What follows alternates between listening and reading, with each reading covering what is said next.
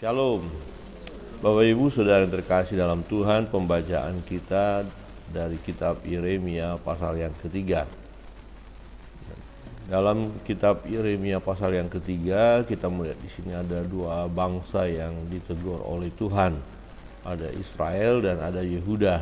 Jadi awalnya memang satu bangsa, tetapi setelah Raja Salomo memerintah, di akhir pemerintahannya kerajaan itu pecah menjadi dua, utara dan selatan ya. Bagian utara itu 10 suku, yaitu yang seringkali disebut dengan bangsa Israel, dan yang sebelah selatan itu adalah Yehuda, bangsa Yehuda ya.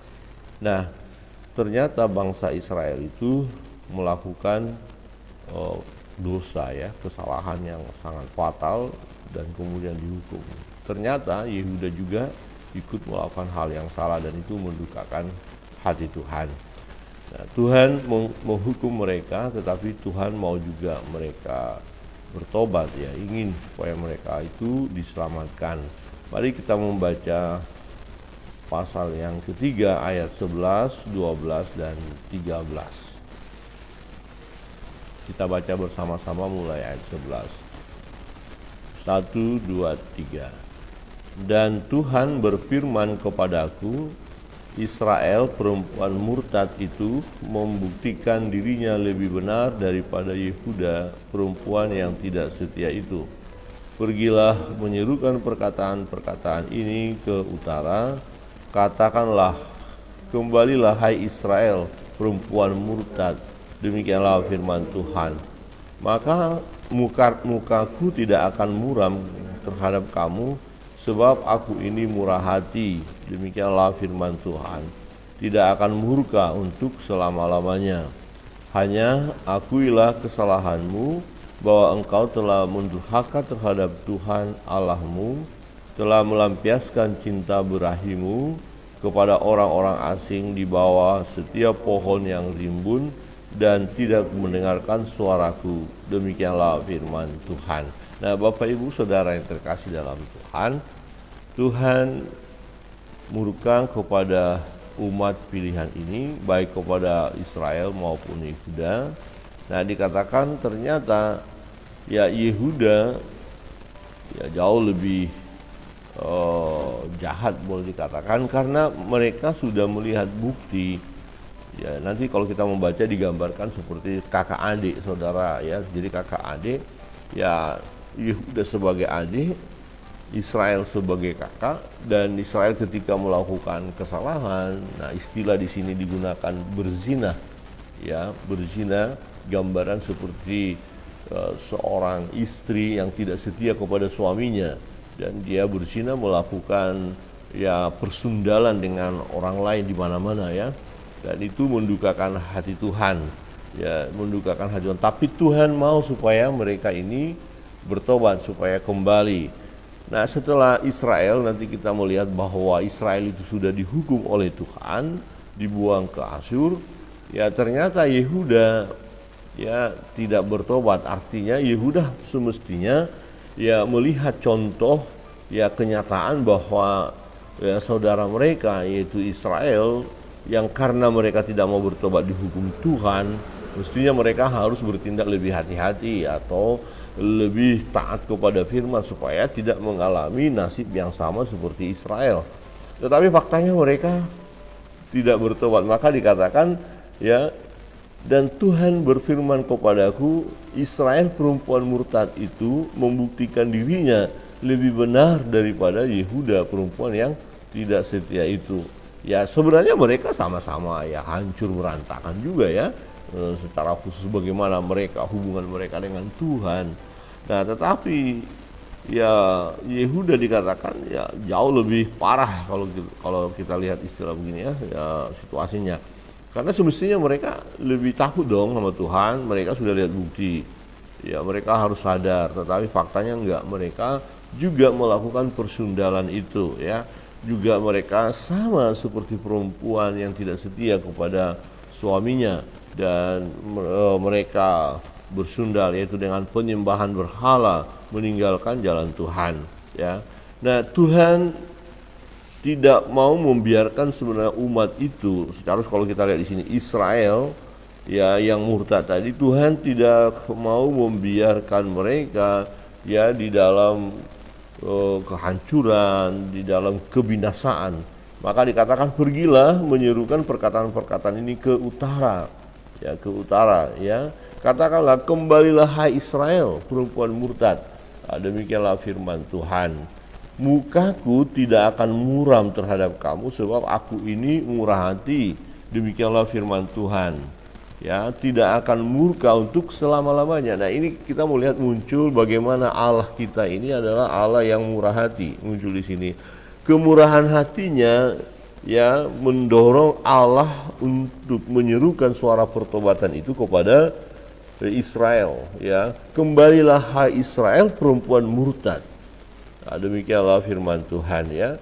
Jadi dasar daripada Tuhan menyerukan pertobatan kepada Israel, dasar daripada Tuhan yang mengingatkan supaya Israel, perempuan murtad itu kembali kepada Tuhan adalah karena Tuhan itu murah hati, ya. Tuhan itu murah hati. Ya, jadi dia tidak mengingat-ingat kesalahan umat, dia tidak mengungkit-ungkit kesalahan atau dosa umat itu, tapi dia mau supaya umat itu selamat, ya, supaya umat itu dipulihkan kembali hubungannya bersama dengan Allah. Demikianlah firman Tuhan, dikatakan tidak akan murka untuk selama-lamanya. Berarti sebelumnya murka dong. Iya, benar. Tuhan murka atas dosa, ya, perbuatan umat Israel yang tidak mau dengar suara Tuhan, perbuatan Israel yang meninggalkan Tuhan, ya, yang dimana mereka asik dengan berhala-berhala mereka, ya, Tuhan murka. Nah, akibatnya adalah ya salah satu contoh dari murka Allah itu ya umat itu akhirnya mengalami penderitaan, ya, kesusahan. Nah, waktu Tuhan menyerukan supaya perempuan murtad itu kembali, ya, dan Tuhan menunjukkan murah hatinya, Tuhan menunjukkan kasih sayangnya kepada umat itu, ada hal yang dituntut oleh Tuhan, ya. Mari kita lihat ayat 13. Jadi Tuhan mau supaya kembali hubungan, tetapi dari sisi Tuhan memang mau membawa mereka kembali, tapi dari sisi umat harus ada yang mereka lakukan. Nah, apa yang mereka harus lakukan? Pertama, mengakui kesalahan. Hanya akuilah kesalahanmu.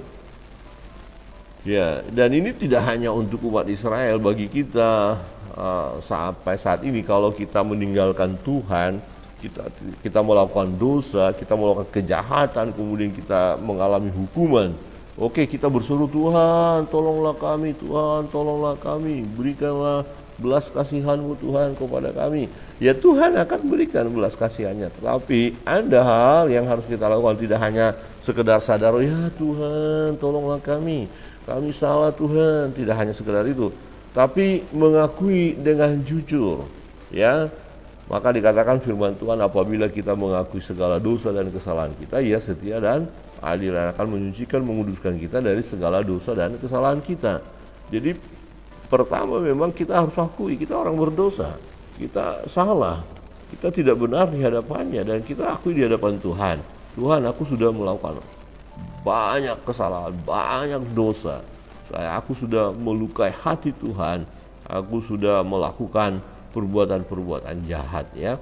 Akui kesalahan, ya. Dan pengertian mengakui kesalahan tidak hanya bicara saja, ya aku melakukan dosa ini, enggak, tapi ada tindakan berikutnya. Ketika kita mengakui kesalahan kita, ya jangan lakukan lagi. Jadi kalau kita mengakui kesalahan kemudian lakukan lagi, itu bukan mengakui kesalahan, itu memberitahukan kesalahan. Ya, saya sudah lakukan ini, saya terus lakukan lagi. Itu bukan mengakui di hadapan Tuhan kesalahan, tapi ya melaporkan, hanya melaporkan saja. Jadi kita tidak lapor tentang kesalahannya, tapi kita akui bahwa kita salah, dan kemudian kita tahu konsekuensi dari kesalahan kita.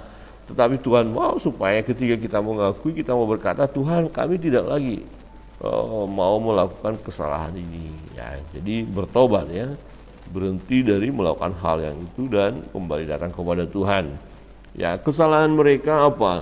Engkau telah mendurhaka terhadap Tuhan Allahmu, telah melampiaskan cinta birahimu kepada orang-orang asing di bawah setiap pohon yang rimbun dan tidak mendengar suaraku. Demikianlah firman Tuhan. Jadi Tuhan ingatkan kesalahan yang fatal yang mereka lakukan adalah ya berhala. Jadi mereka meninggalkan Tuhan Allah.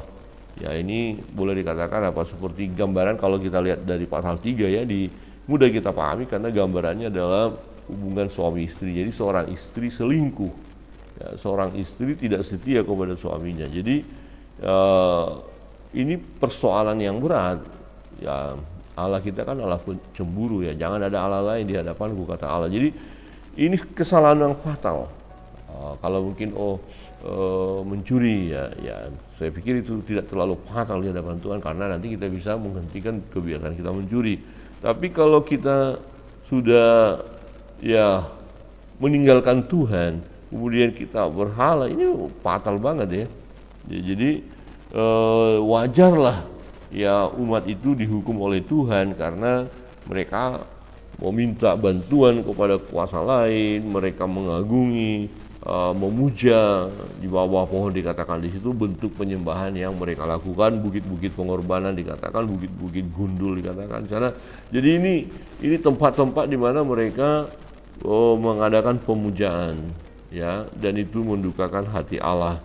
Nah, kemudian dikatakan mereka tidak mendengar suaraku. Jadi tidak mau dengar suara Tuhan, mengeraskan hati. Nah, bukannya Tuhan tidak mengingatkan mereka sebelumnya. Ada nabi-nabi yang diutus Tuhan supaya mereka itu mendengar suara Tuhan, dan ya Tuhan ingin supaya mereka bertobat ketika ada nabi-nabi yang diutus untuk menyerukan pertobatan, tetapi faktanya tidak. Ya, jadi mereka menolak, bahkan ada nabi yang mereka usir, mereka bunuh, mereka aniaya ya, ada mereka tolak. Nah, dengan menolak nabi sama dengan menolak suara Tuhan. Jadi kalau seseorang sudah menolak Tuhan, nah apalagi yang mau diperbuat kepada mereka itu. Nah, saudara yang terkasih dalam Tuhan, nah kita melihat bagaimana umat ini ya melakukan penyembahan berhala. Kalau kita lihat di ayat 21 dikatakan begini, dengar di atas bukit-bukit gundul kedengaran tangis memohon-mohon dari anak-anak Israel, sebab mereka telah memilih jalan yang sesat dan telah melupakan Tuhan Allah mereka. Kembalilah hai anak-anak yang murtad, aku akan menyembuhkan engkau dari murtadmu. Inilah kami datang kepadamu sebab engkaulah Tuhan Allah kami. Nah, jadi setelah sadar kami salah, kami berdosa, ya datang Tuhan engkaulah, hanya engkau Allah kami. Jadi ada komitmen untuk datang kepada Tuhan, dan ini perlu kepada kita umat manusia saat ini. Ya perlu menyadari kesalahannya, dosanya, dan datang kepada Tuhan ya. Dan penyembahan berhala harus kita tinggalkan. Nah, jangan kita tergoda untuk itu. Di ayat 23 berkata begini, sesungguhnya bukit-bukit pengorbanan adalah tipu daya, yakni keramaian di atas bukit-bukit itu. Sesungguhnya hanya pada Tuhan Allah kita ada keselamatan Israel. Ya, nah, dijelaskan nanti di sana bahwa berhala-berhala itu sia-sia, nggak bakal menolong, nggak bisa buat apa-apa. Nah, yang menolong kita, yang menjadi keselamatan kita adalah Tuhan. Nah, jadi datanglah kepada Tuhan. Ya, utamakan Tuhan dalam hidup ini. Ya, tinggalkan perbuatan-perbuatan dosa. Nah, secara khusus penyembahan berhala tinggalkan, dan kita mau terus datang kepada Tuhan sebagaimana Tuhan mau umat Israel ya yang memang sudah dihukum oleh Allah supaya mereka hidupnya dipulihkan. Ya, dikatakan tadi disembuhkan, aku akan menyembuhkan engkau dari murtadmu. Ya, jadi supaya mereka hidup lagi benar di hadapan Tuhan, maka Tuhan ya menunjukkan kemurahan hatinya dengan beberapa tuntutan. Kalau kita lihat tadi, akui kesalahan ya, akui kesalahan, bukan laporkan kesalahan, akui kesalahan ya, kemudian dengar suara Tuhan ya, dengarkan suara Tuhan dan jangan mengeraskan hati ya, kemudian teruslah berseru kepada Tuhan bahwa Tuhanlah yang menyelamatkan.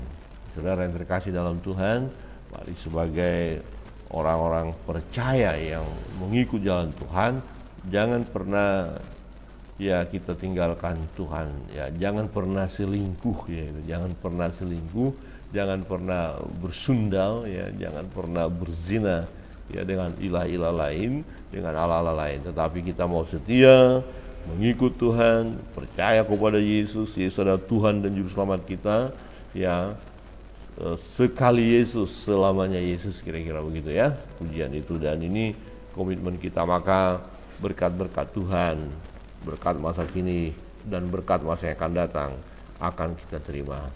Bukan berarti semua baik-baik saja, ada tantangan, ada pergumulan hidup, memang ada, tetapi Tuhan menolong kita. Amin. Tuhan Yesus memberkati kita. Mari jadilah pelaku firman. Apapun yang menggoda kita untuk kita meninggalkan jalan Tuhan, jangan pernah tergoda. Kita mau terus pertahankan, kita berjalan di jalan Tuhan, jangan mau mengikuti jalan yang sesat. Mari kita berdoa.